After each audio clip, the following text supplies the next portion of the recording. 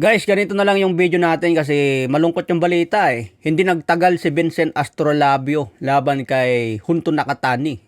Yung inaasahan natin na magbibigay sana ng magandang laban si Astrolabio. Yun na lang yung inaasahan eh, yung magandang laban. Kahit sana hindi siya manalo, basta magandang laban yung ipapakita.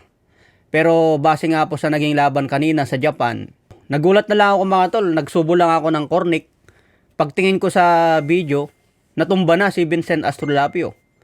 So, buti na lang may replay. Nakita ko kung paano siya bumagsak. So, nag-set up si Nakatani ng double jab. Then, left straight sa katawan. Hindi nakayanan ni Astrolabio yung lakas. Kasi dominant hand ni Junto Nakatani yung tumama eh. Ang ganda ng setup eh. Pak, pak! Straight agad sa katawan dito. Hindi na siya nakabangon. Binilangan ng referee pero wala na. Hindi na nakabangon.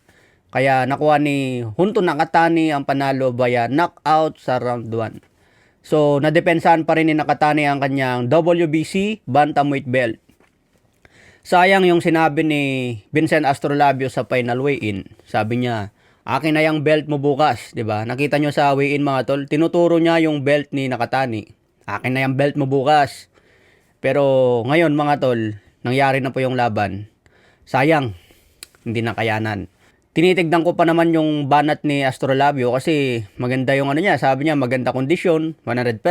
Pinagandaan talaga si Nakatani kasi isang pound for pound. Maganda yung posture niya. Maingat, hindi naman siya nagmamadali. Tinatansya niya itong si Nakatani. Pero ayun nga mga tol sa boxing, kapag tinamaan ka ng malakas at hindi mo kayang tanggapin yun, tapos ka talaga. So nagulat talaga ako dun mga tol kasi ang bilis eh. Pagkasapok sa katawan, tumiklop na si Astrolabio, wala na. Akala ko makakabangon pa para bumawi. Mapahaba pa sana yung laban. Pero wala na mga tol, hindi na nakayanan eh. So maraming Pinoy na naman po ang madidismayan ito. Kasi yung inaasahan ng mga Pinoy na maganda yung laban talagang pukpukan. Manalo matalo Pinoy tayo, suporta tayo sa Pinoy.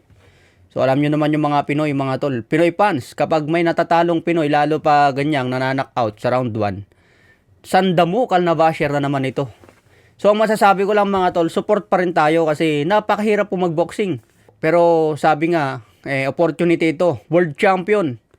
So sa pagpasok pa lang ni Vincent Astrolabio sa kanyang laban, no, kanta ni Manny Pacquiao yung narinig natin.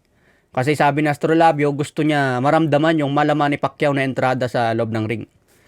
Pero hindi nga po inaasahan ang nangyari. Kahit ako, hindi ko inaasahan na mananalo si Nakatani round 1. Pero ginulat tayo ni Nakatani mga tol. Okay mga tol, so ingat tayo lagi. God bless po.